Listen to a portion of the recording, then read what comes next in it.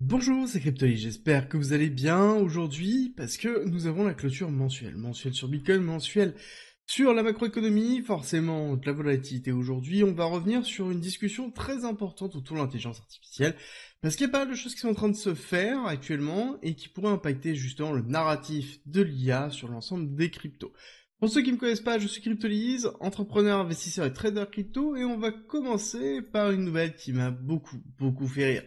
Ça a été la fin de la plainte accusant Elon Musk et Tesla de manipulation de pump and dump sur le Dodge. Et oui, il y avait des tweets d'Elon Musk concernant Dodge, ou même tout simplement quand il a racheté Twitter, il avait mis la petite icône Dodge à la place du petit oiseau. Maintenant c'est un X, mais avant c'était le petit oiseau de Twitter, et donc c'était remplacé par la tête du chien de Dodge. Et donc oui, il y avait forcément beaucoup de manipulations liées à ça, mais est-ce qu'il y avait une véritable volonté de manipulation? C'était la grande question. Et la réponse du juge, c'est aucun investisseur raisonnable ne pourrait se fier au tweet de Musk. C'est quand même relativement fort, surtout que on a quand même beaucoup de manipulations et beaucoup de scams autour des comptes Twitter qui se font hacker. Le dernier en date, c'est Mbappé qui s'est fait hacker, qui a mis en avant un scam sur un meme coin Solana où quelqu'un a perdu, écoutez bien, 1 million en 10 minutes. En effet, la personne a acheté du Solana pour 1 million de dollars et acheté son meme coin, et une heure après, son million de dollars représentait à peu près 9 000 dollars. Et donc il faut faire toujours très attention, encore une fois, aux scams qui se passent sur Twitter, mais aussi sur Discord. J'ai vu beaucoup de personnes qui se font contacter sur le Discord par des personnes qui sont passées par moi, ou même sur Telegram. Faites toujours très attention, je ne vous contacterai jamais, je n'ai pas de copy trading, je ne vais pas vous proposer d'investir avec moi, ou de solutions magiques. Encore une fois, faites vraiment très attention à tous ces scammers. Et je parle pour moi, mais c'est le cas pour quasiment toutes les autres personnes qui ont un petit peu de notoriété. Faites vraiment très attention. Alors on va se recentrer sur l'intelligence artificielle en partant de ce post-là et vous allez voir jusqu'où on va aller. On va partir de Tesla. Tesla qui a beaucoup de mal à mettre en avant la notion de taxi robot automatique, étant donné que ça a beaucoup de mal à avancer. Ça fait déjà 3 ans qu'il nous dit que ça va arriver, c'est en train d'arriver, que ça devrait déjà être là. Mais par contre, à côté, il bosse énormément sur la notion de robot domestique que l'on voit ici, qui est le produit qu'il a lancé il y a peu, l'Optimus, donc, dont il a fait la promotion en grande pompe. Mais la problématique, c'est quand on commence à regarder ce qui est en train de sortir, notamment en Chine avec le G1, on se dit qu'en effet, Tesla est dans une guerre technologique autour de l'intelligence artificielle, de la robotisation, avec déjà des acteurs qui prennent le devant très rapidement, toujours encore une fois dans une volonté de rendre accessible la robotisation et globalement toutes les autres technologies d'intelligence artificielle appliquées à la robotisation ou aux véhicules, bien évidemment. Et ça, c'est vraiment important parce que là, l'article en lui-même est plutôt très agressif sur Tesla, sur son incapacité à pouvoir délivrer ce qu'il promet, et ça c'est une réalité en tout cas sur Tesla, mais en tout cas, il faut prendre en considération que Tesla est une des sociétés les plus avancées en termes d'intelligence artificielle sur l'évolution de l'intelligence artificielle qu'ils veulent mettre en place, et je pense que c'est quelque chose que l'on va voir évoluer assez rapidement dans les années à venir. Encore une fois, ce n'est que mon avis personnel, faites bien vos propres recherches, mais ce sera quelque chose à surveiller. L'autre point important, c'est qu'on a Apple et Nvidia qui sont en train de se diriger vers la porte d'entrée de OpenAI dans le fundraising, donc c'est-à-dire la levée de fonds qui est en train d'avoir lieu. Et oui, OpenAI est en train de lever plusieurs millions de dollars, millions, voire même centaines de millions, voire même milliards de dollars, pour pouvoir continuer à lever des fonds. On rappelle qu'OpenAI, c'est ceux qui sont derrière ChatGPT, et ChatGPT, malheureusement, n'est absolument, mais alors absolument pas rentable. Pour vous donner un ordre d'idée, il brûle 7 milliards de dollars par an, donc c'est quelque chose qui est énorme en termes de volonté d'évolution, mais c'est la société qui produit le plus et qui évolue le plus et qui permet de faire évoluer le plus l'intelligence artificielle, et forcément pour ça, ils ont besoin de capitaux. Je suis vraiment très proche de la représentation de ce qu'on a pu connaître avec Meta et Facebook à son lancement, dans lequel ce n'était absolument pas rentable et ils cherchaient un modèle économique. On est un peu dans la même représentation, et quand on voit Apple et Nvidia qui commencent à rentrer vraiment dans la capitalisation de OpenAI, je pense que c'est vraiment signe de quelque chose qui est vraiment prometteur. Et ce qui va être intéressant, ça va être de voir la capitalisation de OpenAI quand ils vont rentrer en bourse. Hein. Il n'y a pas d'information, c'est moi qui fais une hypothèse là, ici. Mais je pense que la valuation ne devrait pas être dans les 100 milliards, devrait être plus dans les alentours de 500, 600 milliards et voire monter même très très vite. D'ailleurs, en parlant de Nvidia, Nvidia a vraiment une volonté de rentrer directement chez OpenAI pour plusieurs raisons. La première, c'est que c'est l'entreprise qui pousse ses principaux acheteurs à acheter justement ses propres produits, hein, que ce soit Apple, que ce soit Microsoft, que ce soit Google, etc.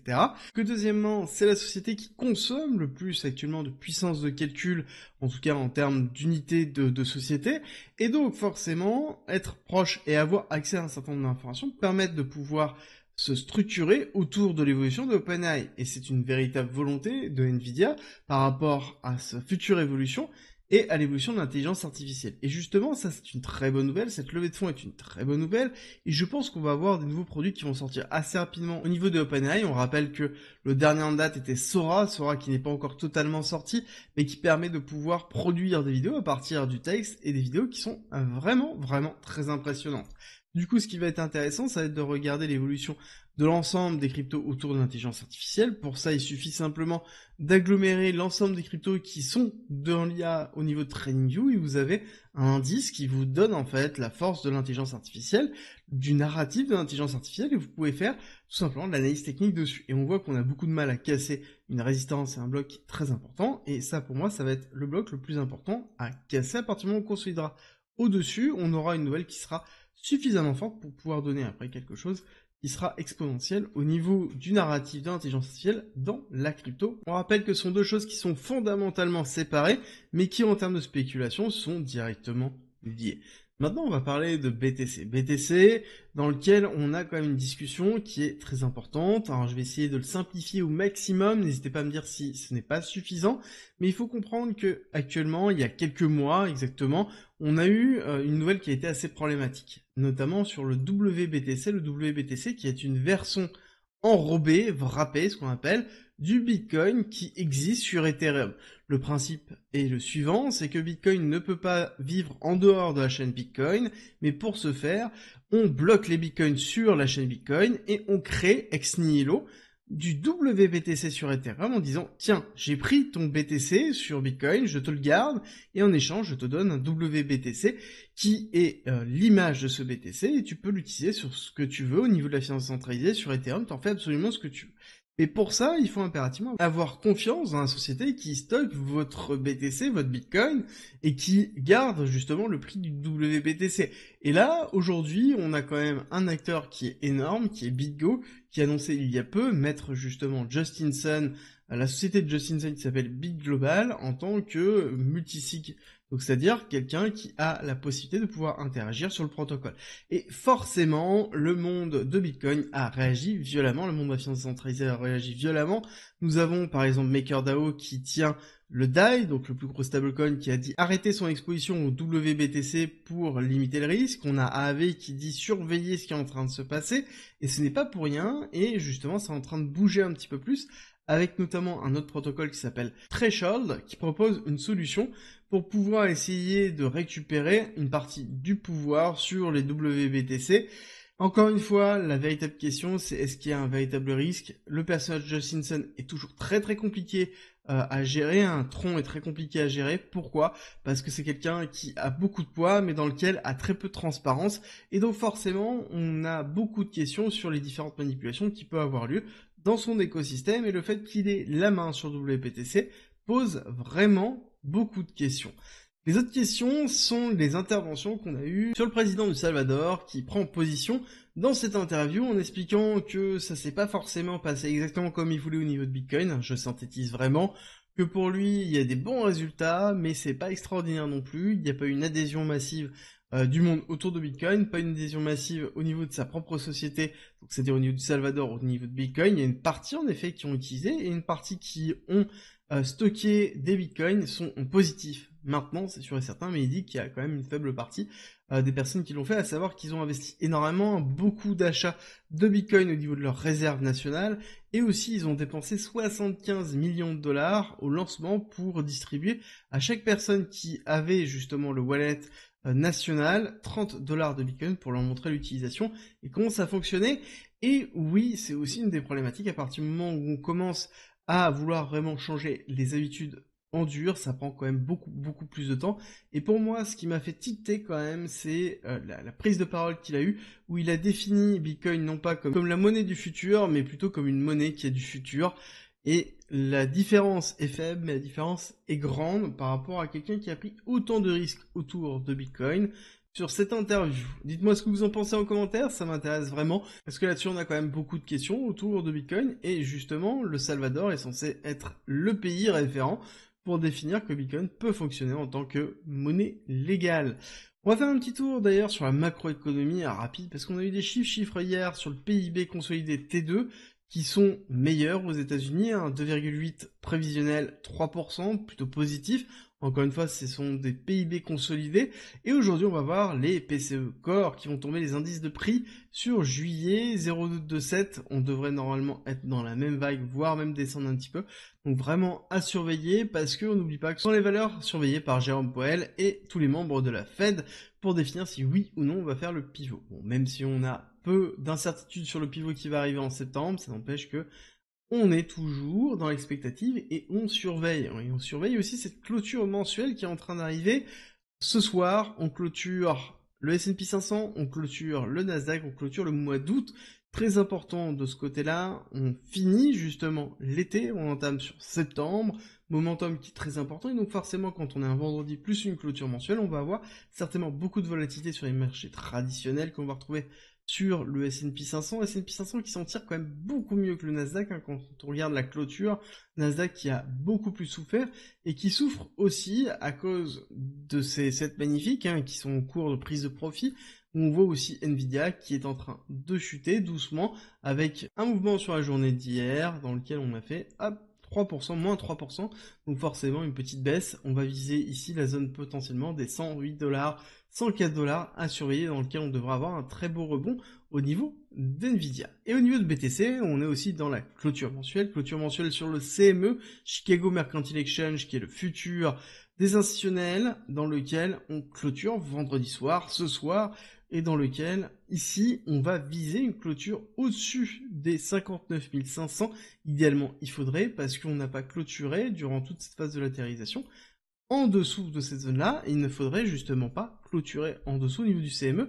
Si on arrive à maintenir ce niveau-là, ça veut dire qu'on arrive bien à maintenir la phase de latéralisation, qui est un niveau très important, malgré la volatilité que l'on retrouve au niveau des mèches. C'est le cas aussi au niveau du Nasdaq, quand on regarde la volatilité de la mèche, même si on clôture au niveau d'ouverture, donc ça veut dire que la volatilité au mois est faible, la volatilité dans le mois est énorme, et c'est exactement ce que l'on voit aussi au niveau de BTC, grosse mèche qui a été ravalée partiellement. Et si on regarde court terme, on voit qu'on est bien allé combler ici le gap CME, dont on avait parlé la dernière fois, donc qui est plutôt normal, encore une fois, petite mèche, et on voit qu'on est allé chercher ici la résistance, combler le gap CME, mouvement baissier, on a ravalé l'ensemble de la mèche, justement, hier. Plusieurs raisons. Un, c'est qu'on n'a pas de momentum qui est en train de se créer, on voit bien ici toujours les top traders qui sont flats, et on voit toujours ici le funding rate qui est relativement flat, ainsi que l'open interest qui est relativement flat. Donc il n'y a pas de mouvement, il n'y a pas d'intérêt, personne s'intéresse exactement et injecte des liquidités, et c'est quelque chose que l'on voit aussi ici, et même pour la première fois depuis très longtemps, on a une sortie de liquidité au niveau de BlackRock, ici 13 millions de dollars qui sont sortis, et ça empêche qu'on est sur 3 jours de sortie de liquidité après une série de journées qui étaient plutôt positives, donc forcément ça se ressent au niveau des cours. Donc quand on cumule pression très forte au niveau de la sortie de liquidité des ETF, et aussi un manque au niveau de l'injection de liquidité des ETF, ça joue énormément. Ici, pas de prise de position, une forme de neutralité qui est en train de se faire.